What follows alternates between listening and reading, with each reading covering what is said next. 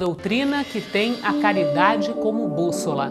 Uma filosofia que propõe a lei de causa e efeito como explicação para os males humanos. Uma ciência iluminada pela fé. Estamos falando do Espiritismo.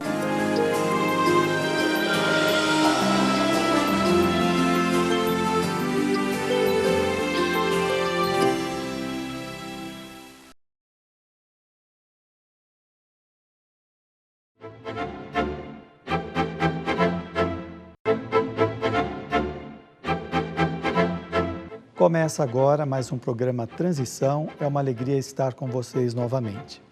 Hoje nós vamos responder algumas perguntas dos telespectadores, falando sobre assuntos diversos do nosso cotidiano. E para falar a respeito desses assuntos, à luz do paradigma espírita, o nosso convidado é Divaldo Pereira Franco. Divaldo, mais uma vez, obrigado por estar aqui. Muito prazer. A nossa primeira pergunta é: as enchentes e desmoronamentos que acontecem todos os anos e causam muitos prejuízos materiais, risco à saúde e levam à morte muitas pessoas, são castigo de Deus? E como ficam esses espíritos que tiveram mortes trágicas? Essas mortes muitas vezes são causadas pelo descaso público, falta de planejamento, desvio de verbas. Esses serão responsáveis perante as leis de Deus? Em O Livro dos Espíritos, falando sobre a lei de destruição, Allan Kardec aborda a questão dessas catástrofes e procura demonstrar, conforme revelaram os Espíritos, que tudo se destrói para a renovação. A divindade objetiva, através desses fenômenos catastróficos, a transformação moral da criatura humana. Quando vemos, por exemplo, um terremoto como este que sofreu o Haiti, o tsunami no Oceano Índico, não temos a quem responsabilizar, porque se trata de um fenômeno sísmico, da mudança das placas tectônicas e do choque que muitas vezes ocorre entre elas. Existem as calamidades que fazem parte do processo de evolução do planeta, da mesma forma que existem outras que são defluência da negligência de alguns governantes e de pessoas responsáveis pela comunidade. No caso em tela das enchentes, que se repetem anualmente em diferentes cidades do Brasil, nós vemos também uma grande responsabilidade dos próprios indivíduos que não obedecem às mínimas leis de equilíbrio, atiram ao lixo, na rua, sobre as bocas de lobo, tudo que lhes esteja ao alcance. E, por consequência, quando vem as chuvas torrenciais e os escoadouros estão entupidos, é claro que logo se transformam em calamidades. Naturalmente, o desvio de verbas, a conduta irregular de determinados administradores contribuem para essas calamidades, algumas das quais poderiam e podem sim ser evitadas, ou pelo menos minimizadas. Esses que agem de maneira irresponsável, enganando o povo e contribuindo para a sua própria degradação, o seu sofrimento generalizado, poderão fugir do nosso julgamento graças às leis arbitrárias e aos subornos que muitas vezes estão ao lado de determinadas leis, mas nunca fugirão à consciência. A consciência é Deus em nós. Allan Kardec perguntou aos espíritos: onde está escrita a lei de Deus? Questão de número 621, da obra citada, o Livro dos Espíritos. E esses mentores responderam: na consciência. A consciência é o nosso juiz, é o nosso defensor, mas é também o nosso acusador. Eles não poderão fugir dessa responsabilidade e voltarão à Terra com o fim de resgatar, em situações penosas, o abuso que fizeram das responsabilidades que lhes foram conferidas transitoriamente e não souberam delas desincumbir-se.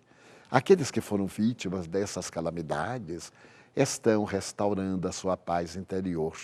Ninguém é vítima em realidade, porque ninguém sofre sem que haja um motivo básico na lei de causa e efeito.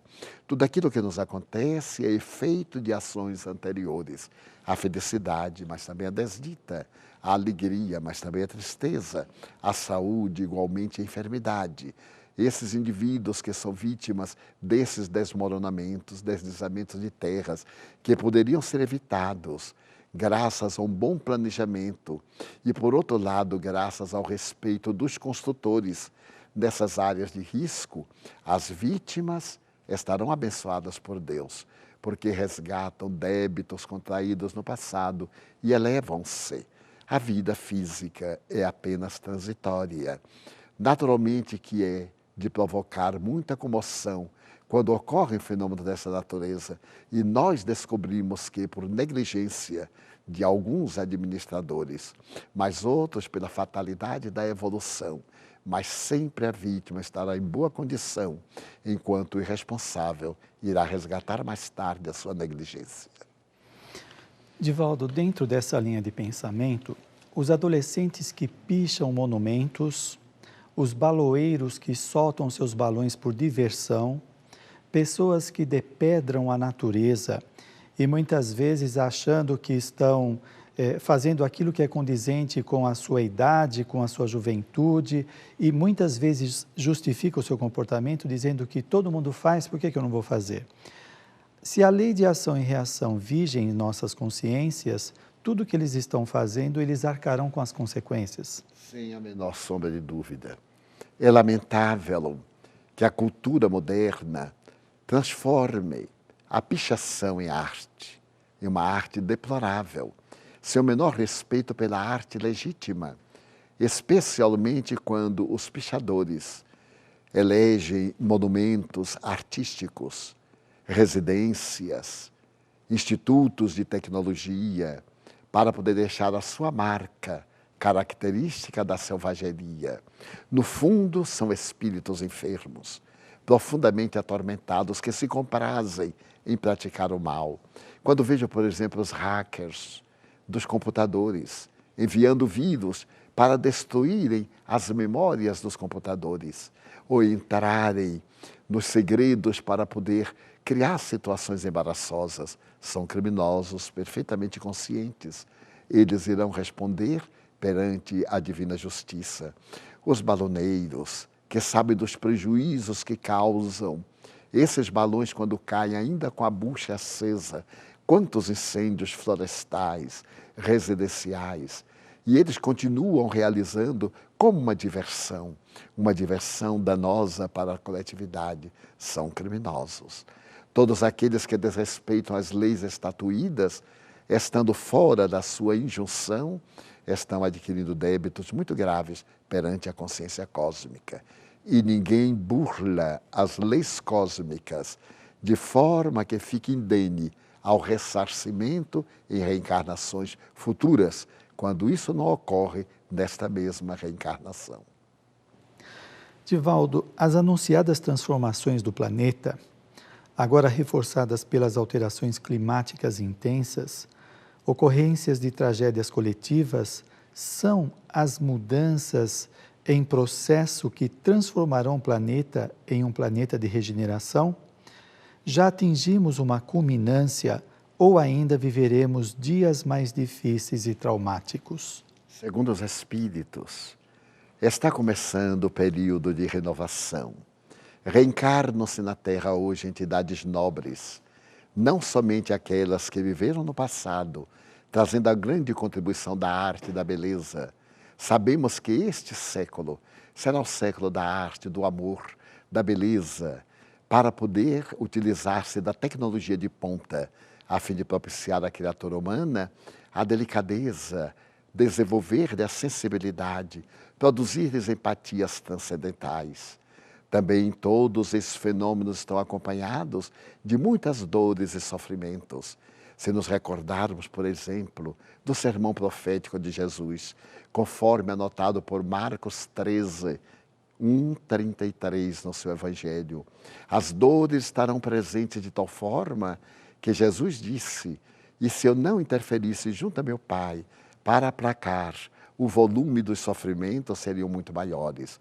Os bons espíritos dizem que ainda não chegamos ao clímax das aflições que estarão tomando conta da terra. Porque, concomitantemente, espíritos primários que estiveram retidos em regiões dolorosas para poderem não perturbar a marcha da terra, também estão reencarnando-se para terem a sua chance.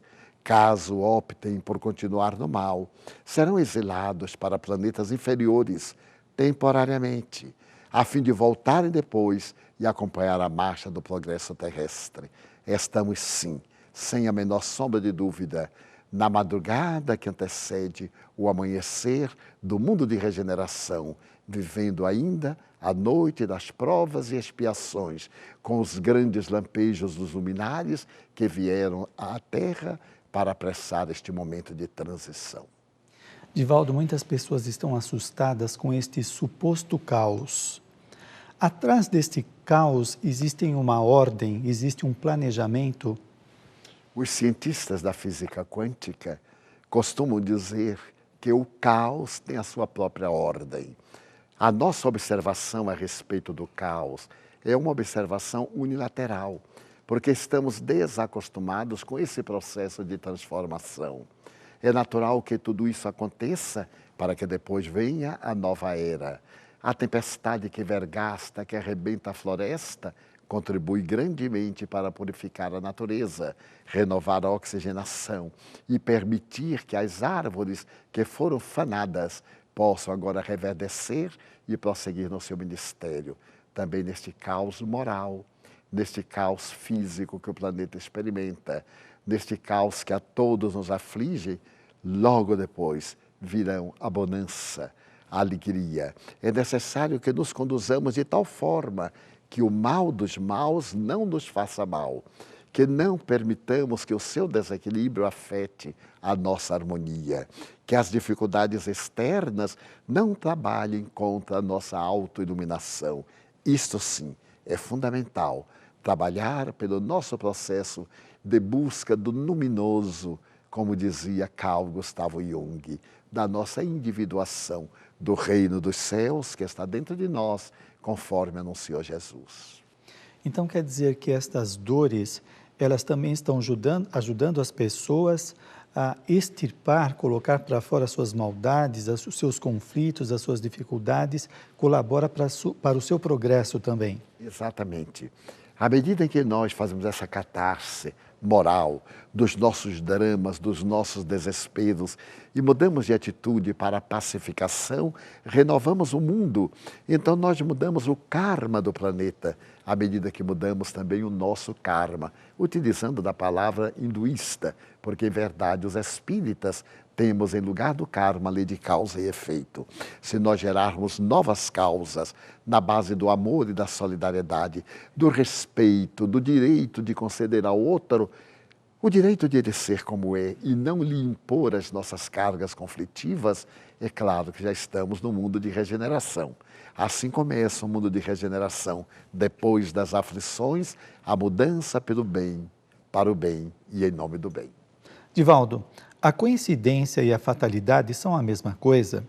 E uma pergunta emendada nesta: se em nossa vida nada é por acaso, como classificar a coincidência, se é que ela existe? Consideramos a coincidência uma lei bem elaborada para dar certo no momento exato. Então é a fatalidade. Aquilo está dentro de uma programação adrede elaborada. Desse modo que nós chamamos fatalidade e que muitas vezes vestimos de uma maneira gentil como coincidência, é resultado do determinismo das leis. As leis estabelecem programas para que eles aconteçam nos momentos azados. Desta forma, esses acontecimentos não estarão dentro de um cosmo convencional. Como a segunda pergunta nos propõe, todas as vezes em que aconteçam esses fenômenos casuais, aparentemente fortuitos ou de coincidência, estão dentro do nosso karma, dentro do nosso determinismo e fazem parte da nossa vida, sendo que aqueles de natureza funesta, quando nós geramos os fatores que nos levam ao acontecimento, então esses variam por causa do nosso livre-arbítrio. A liberdade, neste caso, ela é restrita, ela está condicionada ao karma do indivíduo e ao seu nível de consciência? Os maçons costumam dizer que o indivíduo é livre para agir, mas não tem a liberdade que pensa para as suas ações. Então, a nossa liberdade de consciência, o nosso livre-arbítrio, também tem limites, a nossa liberdade tem limites. Ela está dentro de um cosmo que estabelece a liberdade absoluta, que ainda não podemos desfrutar por causa da nossa imaturidade espiritual e por causa do nosso processo psicológico ainda primário. Obrigado, Divaldo. Muito obrigado e até o próximo encontro.